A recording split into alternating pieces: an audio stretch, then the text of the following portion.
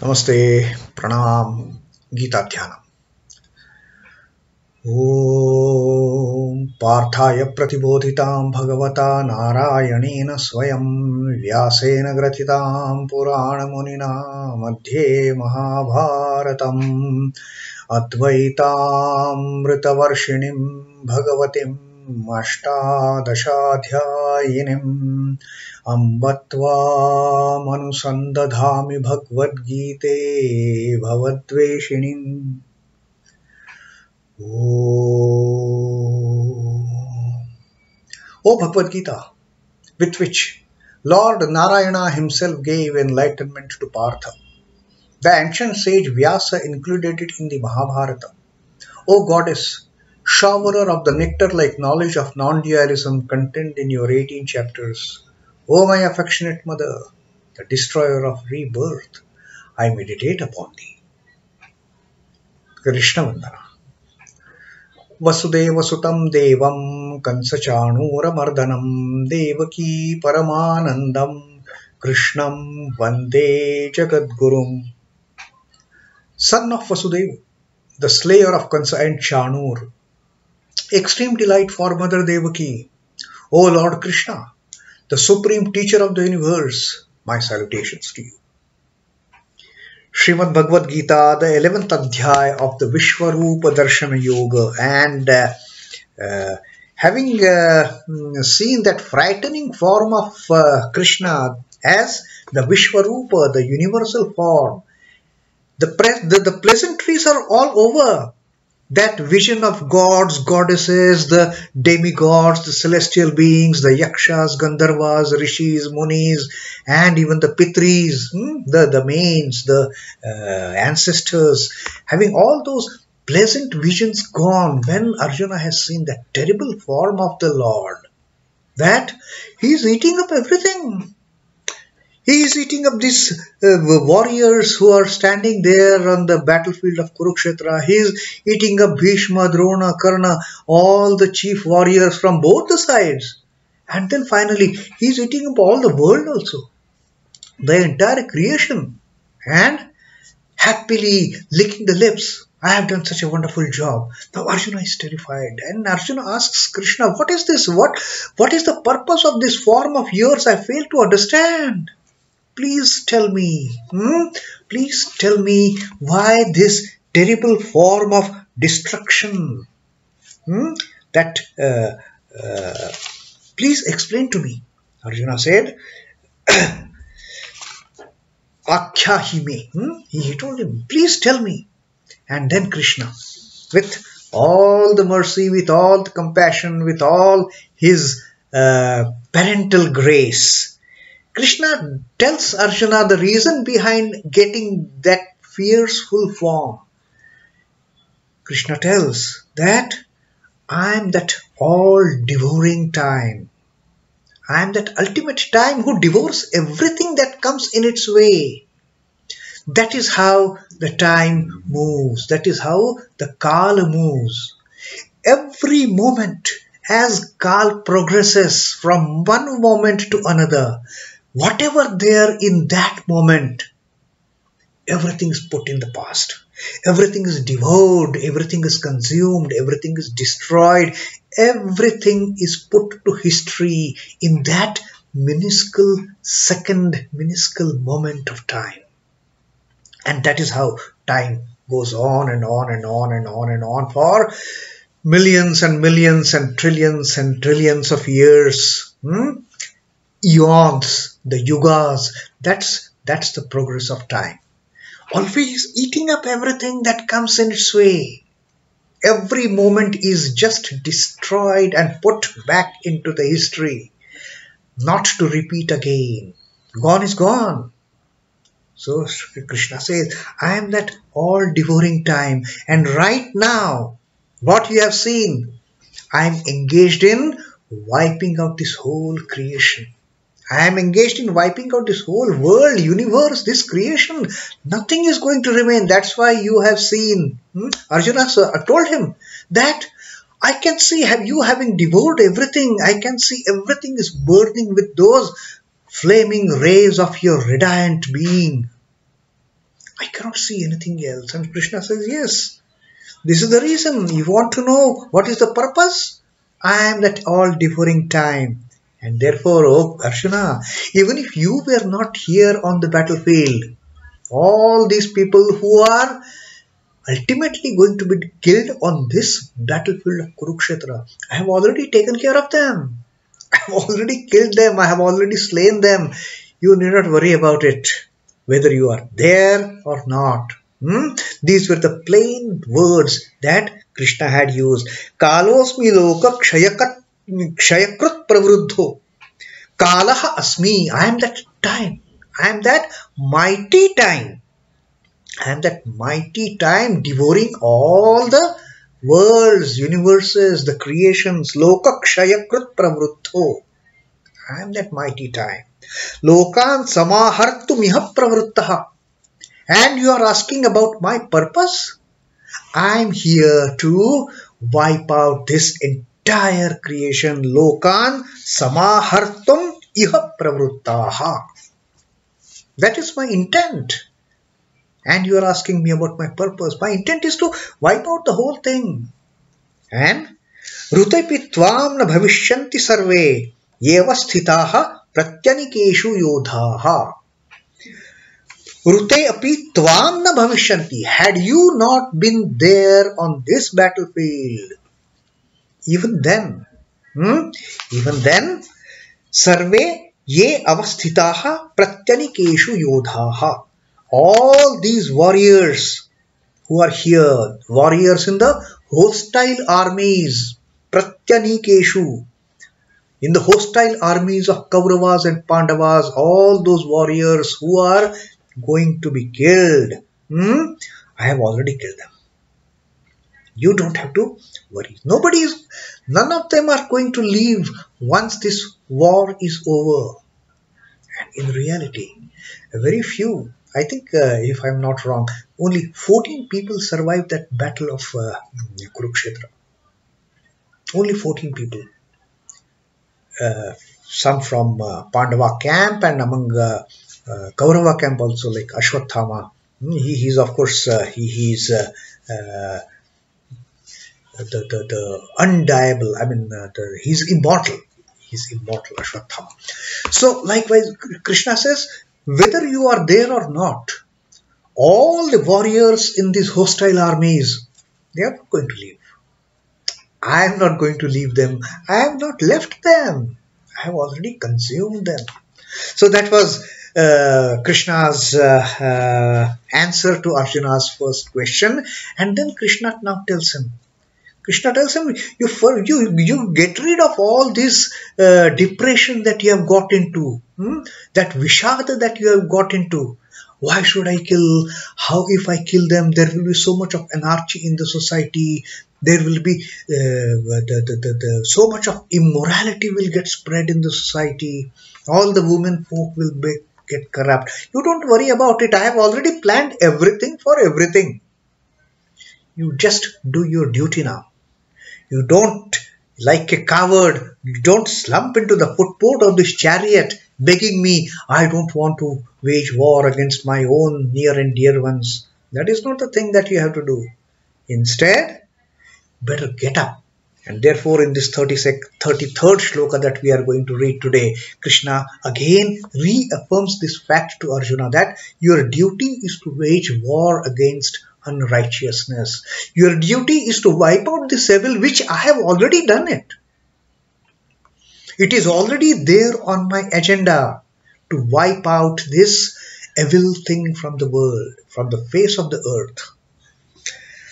tasmāttvamuttiṣṭha yaśo labhasva jitvā śatrūn bhuṅkṣva rājyaṃ samṛddham mayaivaite nihatāḥ pūrvameva nimittamātraṃ bhava Savyasācin. Nimittamātraṃ bhava Savyasācin. You just be a nimittamātra. You are just going to be a kind of a mere instrument.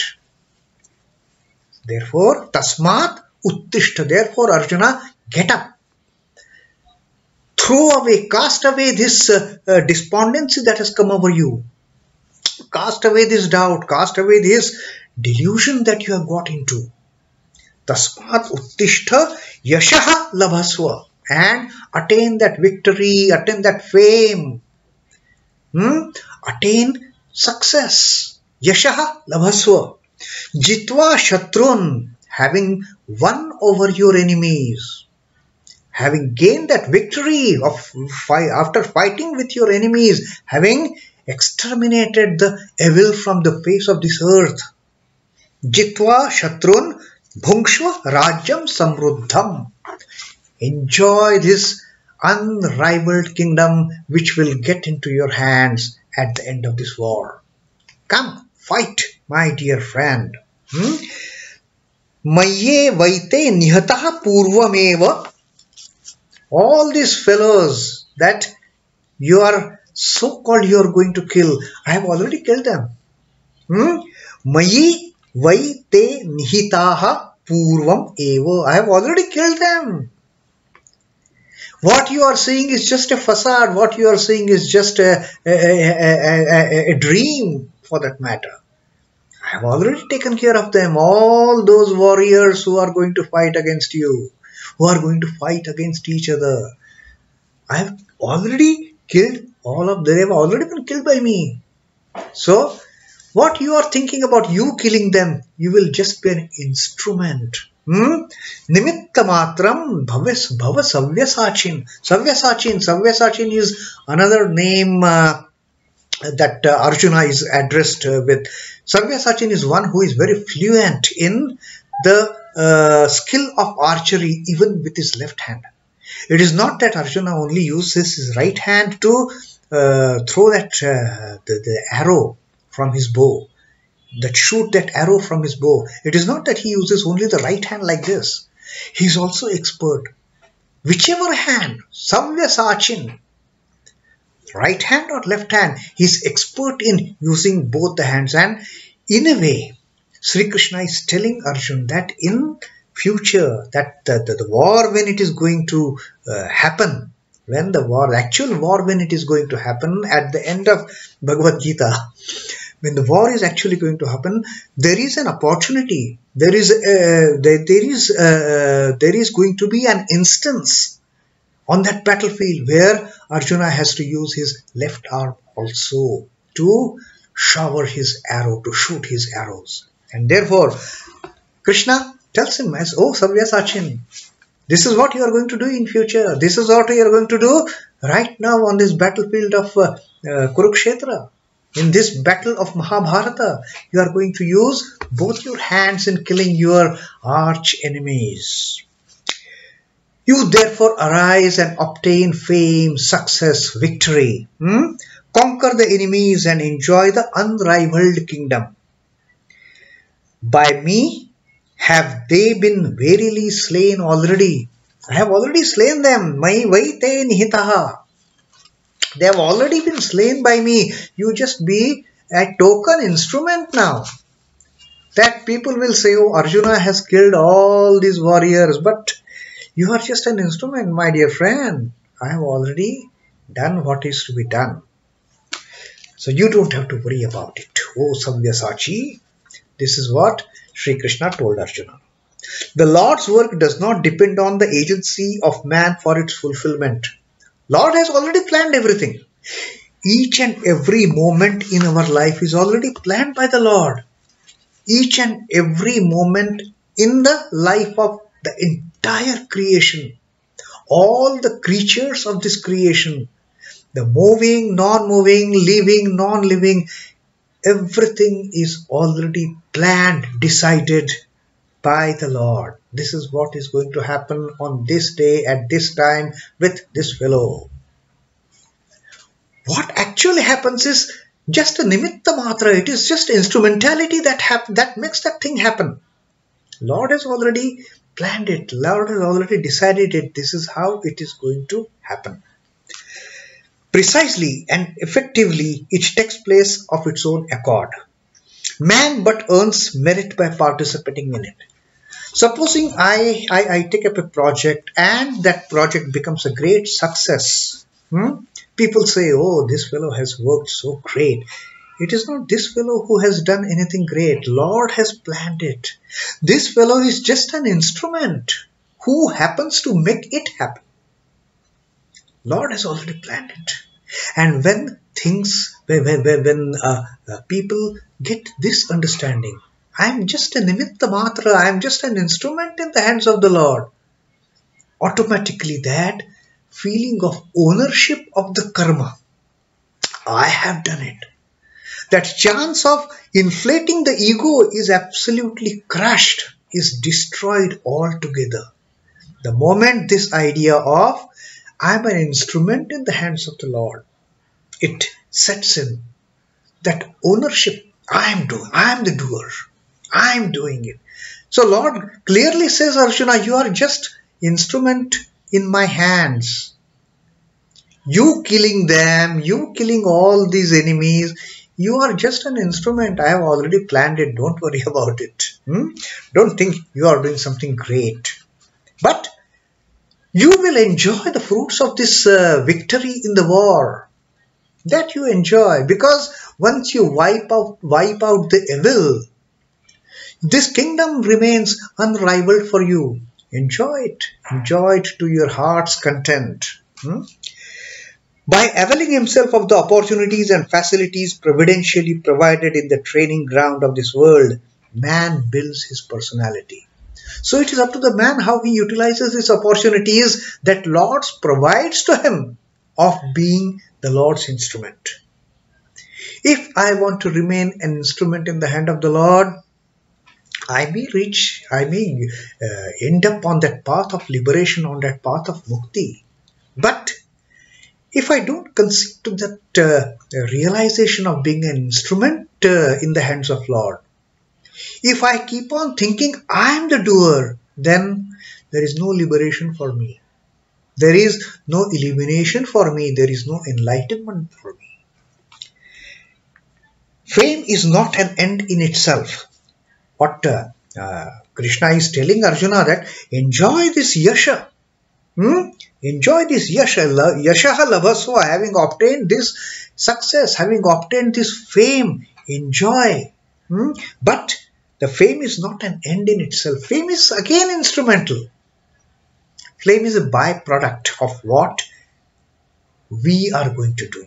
It is just a byproduct. Let us not let that fame, let that yaśo go into our heads. It comes as a byproduct of an exemplary and dutiful life. Exactly, it is a byproduct. It is not an end in itself. The yaśo that we get, the yaśo that Arjuna is going to get at the end of, it is a byproduct which Lord has already planned for him. He cannot deny.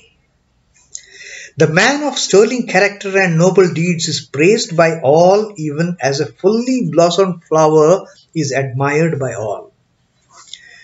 Opposing evil and vanquishing it is the duty of a kshatriya. That is what Krishna has been telling Arjuna. You are running away from your duty. You are running away from your svadharma. Being a kshatriya, it is your duty to protect your praja, to protect the kingdom from all these evildoers, from all these unrighteous people who have been creating havoc in the society. So as a true kshatriya, it is your duty to wipe them out. You being an instrument and hand, in my hand, I am giving this opportunity to you. If you are not there, maybe someone else will come and do that extermination of the evil which is planned by me. So that is what Sri Krishna again and again is telling Arjuna. That get up now. Get rid of this weakness. Get rid of this indecisiveness. What to do, what not to do. And be a man of valor. You have got that capability of exterminating all the evil. You are a Savyasacin. You can fight with your right hand. You can fight with your left hand. There is no lacuna in you as far as your fighting spirit is concerned. So this is a great advice that Krishna has given. And he said, you are not going to do anything wrong for that matter. I have already done it. Just be an instrument in my hand. Do whatever I have planned for you. That is it. I have planned this role for you to act like this. Do it. Even if you are not there, I am already going to take care of them. You don't worry about it. But I want you to be an instrument in my hand at this time on this battlefield of Kurukshetra to wipe out all these wrongdoers, to slay all these wrongdoers, to slay all these unrighteous people. And therefore, do it, my dear friend, do it. So that is Krishna's very strong message to Arjuna. Tasmāttvamuttiṣṭha. Get up. Shake away all this weakness. Shake away this cowardice and be strong, because you are a Savyasācin. You can fight with both your hands. So that was the 33rd shloka of the Vishwarupa Darshan Yoga, the 11th adhyay of Srimad Bhagavad Gita. Om Namo Bhagavate Vasudevaya. Sri Krishna Arpanamastu. Jai Sri Ramakrishna. Jai Thakur Jai Ma. Jai Swami.